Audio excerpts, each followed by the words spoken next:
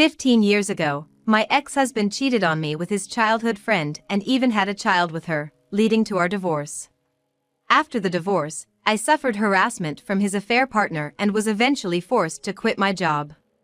When I was at my lowest, my current husband rescued me, and we've built a happy family and live a peaceful life. But the happiness was short-lived. I unexpectedly ran into my ex-husband who abandoned me 15 years ago. You're still single, aren't you? No one would marry a woman who can't have kids. You still can't say anything but nasty comments, can you? Unlike someone, my son is adorable like his mother. Looking down on me with a smug smile, I retorted, "Oh, really? He's very cute indeed. Oh, I should introduce my kids to you too." As I introduced my son, my ex-husband's smile faded. And he began to tremble. "My name is Emily Johnson. I'm 38 years old this year. I live with my 13-year-old son Kyle, my 11-year-old daughter Lily, and my husband of the same age, Mike." Kyle, a middle school freshman, is right in the middle of his rebellious phase. He's been quite mouthy lately, but when he really doesn't listen, Mike steps in and sets him straight. Lily, my daughter, loves makeup and clothes and is quite the fashionista. Being the youngest, she's very good at getting her way. My son Kyle, who adores his sister Lily, quickly panics and apologizes whenever she tells him, "If you're not nice to Mom, I'll start disliking you." He hurriedly says, Sorry. Look, I'll get along with Mom, okay?" He's honest and always livens up the atmosphere. Though noisy, we live happily. But actually, I'm a divorcee and this is my second marriage. I divorced due to my ex-husband's despicable betrayal. It was 15 years ago when I was in a senior-junior relationship with my ex-husband, John, in college. We were blessed and had a smooth-sailing relationship as we had many mutual friends. Soon after getting married, we both wanted children and would talk about how nice it would be to have them, even dreaming about dressing them up in matching outfits. However, reality wasn't so kind, and a year passed without us having a child. Each month, when my period came, it strained our relationship, which neither of us liked, so we had many discussions and even underwent expensive fertility treatments. But when told there was nothing wrong, our marital relationship didn't improve. Initially, John was supportive and cooperative, but as time passed without a child, his attitude towards me began to change. He'd throw sarcastic comments like, "When will I ever become a father?" As if it was all my fault we didn't have kids. He stopped helping with household chores altogether, leaving me to do all the cooking, washing dishes, laundry, and cleaning. When I asked, "Why have you suddenly stopped helping with the chores?" "You used to help," he said, "since you're infertile. If you don't at least do the housework, you're not fulfilling your role as a woman. What's the point of our marriage then?" His words became increasingly thorny over time. My sister and her husband are already expecting their second child. Isn't that great? They're on their second, and we don't even have our first. Right? He would glare at me with harsh eyes, mocking and despising me. If you had a normal body, I would have been a father long ago. How can you say I'm not normal when we don't even know the cause yet? But John retorted, "Infertility is always the woman's fault. Don't you even know that? If I had known you were infertile, I would never have married you.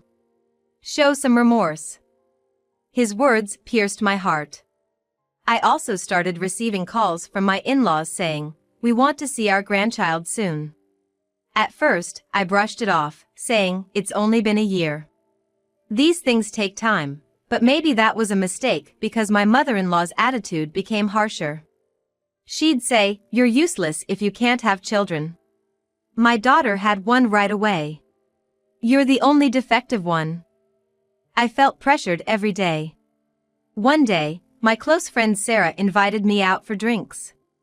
John had been saying he was busy with work and coming home late, so I thought a break would be good and accepted the invitation.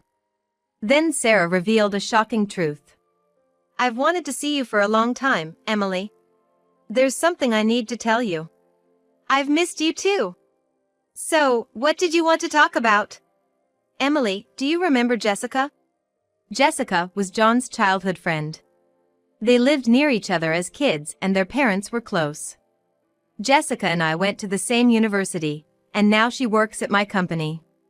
She's the president's daughter and got her job through connections. Jessica and I weren't particularly close in college, as we were in different clubs and departments, and we barely interacted at work. John once introduced me to her, saying, "She's my girlfriend, so be nice to her." But she glared at me, perhaps not wanting to lose her childhood friend, so I thought she disliked me and kept my distance. Tall and beautiful, she was popular enough to be in beauty pageants in college and was somewhat of a celebrity in the company, being the president's beautiful daughter. Jessica? Oh, John's childhood friend? Yeah, I know her. She's beautiful. We're at the same company, but we don't interact much. What about her? Well, it's hard to say, but I think Emily, your husband John, and Jessica are having an affair. What? I was shocked by Sarah's warning, feeling like I'd been struck by lightning. I saw them the other day. They were walking hand in hand, not like just friends. That can't be. You should check it out. And call me if anything happens, okay? Thanks for telling me. I had a feeling that John was cheating. His attitude towards me was terrible, and he always came home late, claiming to be working overtime. On weekends, he'd say he was entertaining clients and wouldn't be home. I had a vague idea, but I pretended not to notice. That day, after parting ways with Sarah, I headed straight to a private investigator. The reason, of course, was to gather evidence of my husband's infidelity. It didn't take more than a week to gather evidence, but I myself wasn't ready to decide on divorce right away. No matter how terrible a husband he was the person I once vowed to spend my life with. I couldn't decide right away. A few days later, I returned home to find John, who usually came home late, sitting at the dining table. Oh, you're home. Yeah. I thought you'd be late today, as usual. I tried to sound sarcastic on purpose. Yeah, sorry about that. I need to talk to you. Having heard about the affair from Sarah, I had a bad feeling. I want a divorce. What? So, that's how it is. I realized that John wasn't just fooling around with Jessica, but that he was serious. Jessica's pregnant. So, I'm gonna marry her. Jessica. Your childhood friend? You said she was just a friend. And now she's pregnant? You were having an affair? Don't call it an affair. Makes me sound like a scumbag. Can't be helped, right? Jessica can actually get pregnant, and she's beautiful. There's no reason for me to choose you over her. I was shocked by John's brazen attitude. He didn't think he was in the wrong at all. I was so shocked that I couldn't find the words to speak.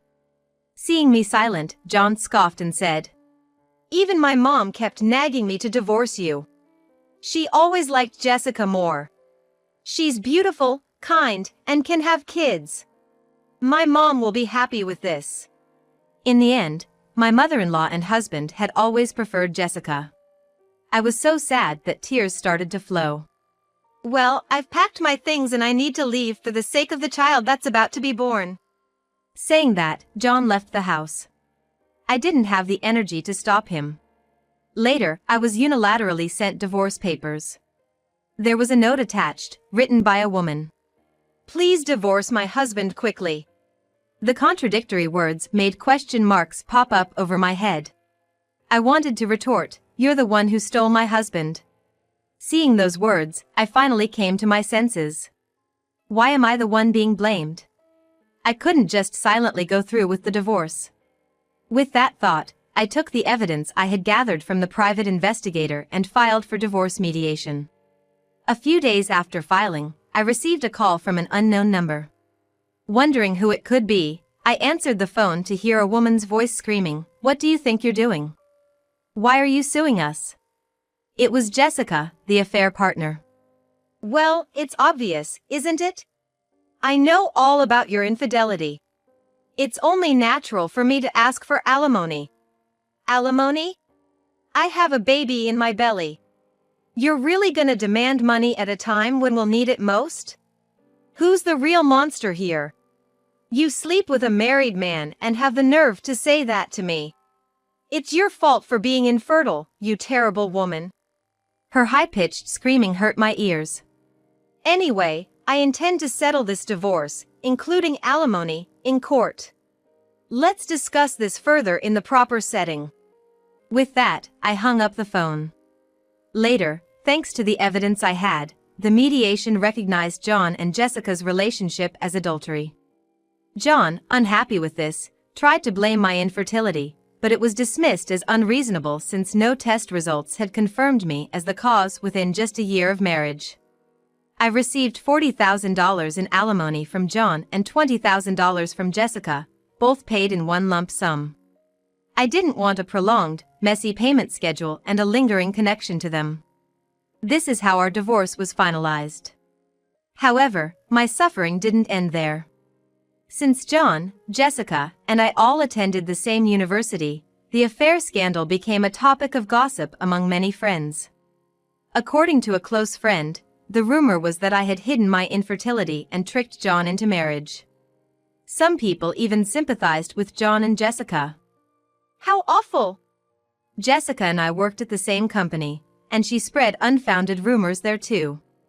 Everyone sided with Jessica, who's a beauty and the boss's daughter. She tearfully played the victim, saying, "Emily is such a terrible person. Taking money from us for alimony when we're about to have a child, even though she hid her infertility." At first, I tried to ignore it, but being the boss's daughter, Jessica got preferential treatment. My boss would scold me, "Don't be mean to Jessica," and despite my hard work, I was progressively left out of major projects.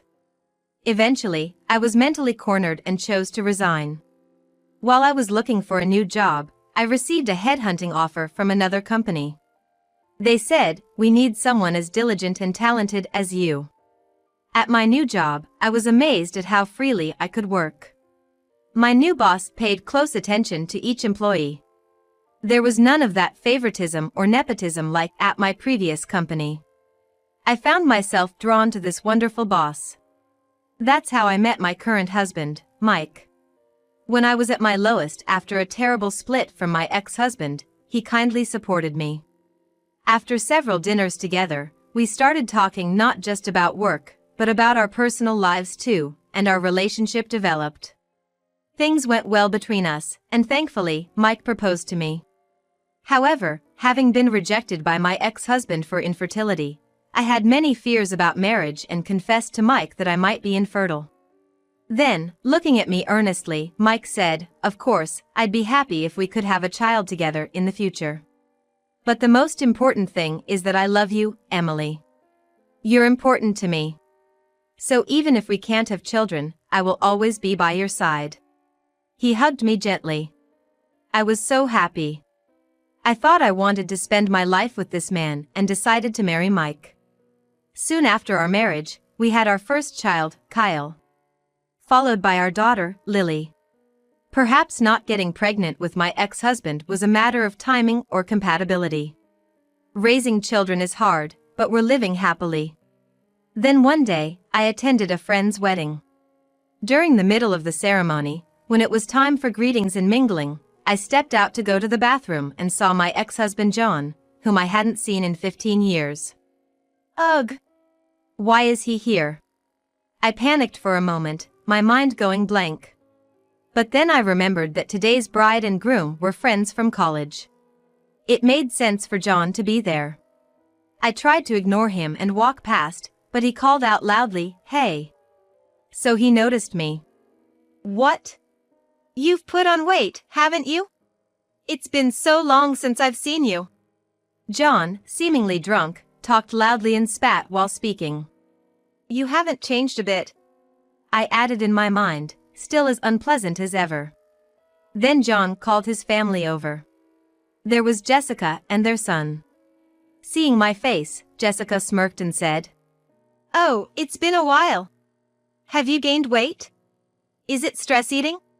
Must be tough. I bet you're still an infertile woman with no one to take you, right?" I was dumbfounded by their rude behavior and couldn't find the words to respond. I noticed their son hanging his head, blushing with embarrassment. He had very handsome features. Ah, I forgot to introduce him. This is my son. As you can see, he's cute like Jessica, right? Jessica, too, proudly bragged about their son. He's handsome, smart, a real genius.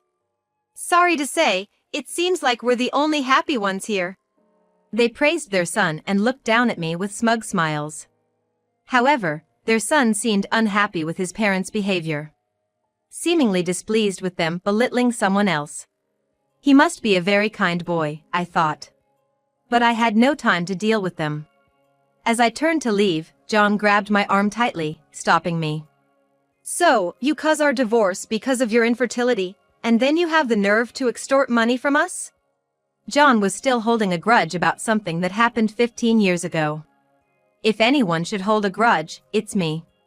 Then Jessica also turned to me and said, Yeah.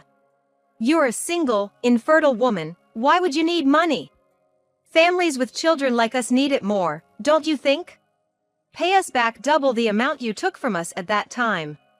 I was dumbstruck by such selfish remarks, speechless, when John and Jessica's son spoke up. Single means unmarried, right? But she's wearing a wedding ring on her left hand. Pointed out by their son, John and Jessica stared intently at the ring on my left ring finger. What? You're married? John and Jessica's loud exclamations drew stares from the surrounding people. I was mortified. As I pondered what to do, I caught sight of a familiar face. You shouldn't be so loud at a celebration like this. It's disturbing others. Maybe you should be more considerate? Mom, who are these scary-looking people? Kyle. Lily. Yes, worried about my late return, Kyle and Lily had come to check on me. Lily, as usual, was outspoken, but it was rare for Kyle to speak so provocatively. Mom, you're late coming back. Eh? Mom? You have kids? Yes, I do. Let me introduce them. This is my son, Kyle, and my daughter, Lily. John seemed speechless, shocked that his ex-wife, whom he thought was infertile, had 2 children. Jessica was staring intently at my son. After a while, she muttered, in a strained voice, That uniform! She seemed fixated on my son's attire. He came straight from school with his dad. It's not about that. That's the uniform of that famous private middle school. Huh? Oh, yes. Kyle's attending that prestigious private middle school. Yes. Kyle excelled in his studies and was attending a well-known local private school. It can't be. A child of yours, at that school. And my daughter, too. She plans to take the exam for the same school next year. That's right. And you know what? Kyle is amazing. He won a violin competition. Violin. I thought I recognized this boy. Wasn't he on TV recently? You saw that? Yes, he's been getting a lot of media attention lately. Today, he's coming back from violin practice. Impossible. That can't be. John and Jessica were left gaping, frozen in shock. You were supposed to be infertile. How could you have such? I calmly addressed John's confusion. I'm glad to see you two seem happy. As you can see, I'm filled with happiness too. Let's not involve each other anymore. We have nothing to do with each other now. As I was about to leave with my children, my husband, Mike, appeared. Hey. What's going on here? The main event is about to start again. Seeing my husband, John's face turned pale. President Smith! What? Jessica, too, upon seeing my husband, turned white and trembled. Your husband is Smith, the young CEO of ABC Corporation who got the job last year, right? Actually, my husband Mike works as the CEO of the parent company of Jessica's father's company. He was job hunting when the parent company approached him for a position, and that's how he switched jobs. I met Mike there, a man who was already popular and skilled. Last year, He was recommended by the then CEO and took over the role. Yeah, it's Smith, but... Huh? What's with this atmosphere? What happened? Sensing the uneasy air, my husband Mike looked puzzled, and that's when Kyle spoke up. These people were saying mean things about our mom, calling her infertile and fat, so Lily and I came to help her. They heard it. Kyle and Lily had overheard my ex-husband and his wife making rude comments about me. That's why Kyle had spoken up like that. You guys are those. The word infertile seemed to click something in Mike's mind, and his expression turned grim. I had heard rumors, but never imagined they were this insensitive. Then, John suddenly started to defend himself to Mike. No, I mean... Mr. Smith, I would never say anything bad about your wife, right, Jessica? Why are you groveling so much? She's just his wife, right? I was the one who got yelled at by my father and suffered a lot because you made me pay her money for our affair. I'll never forgive you now. Jessica. What are you saying? If he dislikes us, our subcontracting company is finished. Think about that. Realizing it was bad to be disliked by the CEO of their parent company, John started to flatter Mike, but Jessica, not satisfied, started arguing with him. What a ridiculous scene. Then, John and Jessica's son, who had been silent, burst out. Stop it! Listening to you both is terrible. You're saying awful things about her, calling her fat and infertile, and now demanding money back. I'm ashamed. And what about this affair? Am I a child born out of an affair? Am I unwanted? His voice cracked with tears.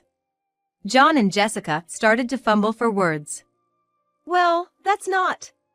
As I realized the guests were staring at us. Jessica, noticing their gazes, blushed and looked down.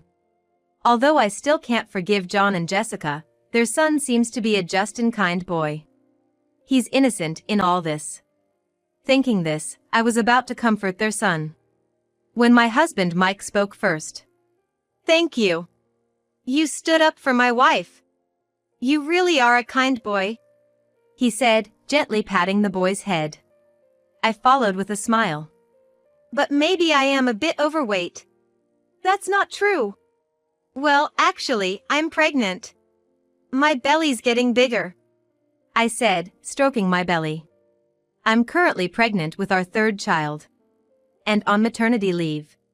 Seeing the boy with tears in his eyes, I added. Your mom took great care of you in her belly, just like this. You're not unwanted. Your parents love you and are proud of you, right? I looked at John and Jessica. The boy then asked them, really?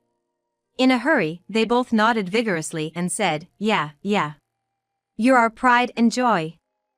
Absolutely. You mean everything to us. At this, the boy immediately broke into a wide smile. Seeing their son smile, I also felt a sense of relief. Let's just remember that today is a day for celebration. Let's all head back to our seats. Saying this, each family returned to their respective seats. And so, the turbulent scene came to a close. As the wedding ended and we were heading to the station, Jessica and John came up, holding hands with their son. Kyle and Lily had been intimidating the two who had insulted me, but Mike calmed them down with a wry smile. We're sorry. We're really sorry. It's too late, but for everything before and for today. We're truly sorry. And thanks for earlier, for our son. It was the first apology I had heard from them in over 15 years. Perhaps even people as terrible as them had changed a little after having a child. I laughed, really, it's too late now. Well then. With just that, I turned and started walking away. Kyle offered to carry my bags. Lily said, here, and draped a jacket over my shoulders. Even as children, they were considerate of my pregnancy. All right. How about we make Dad's favorite hamburgers for dinner tonight? Kyle and Lily's favorite. Yay! Yay! Thank you. With a vow to protect the smiles of my beloved family, I was moving away from the pains of the past.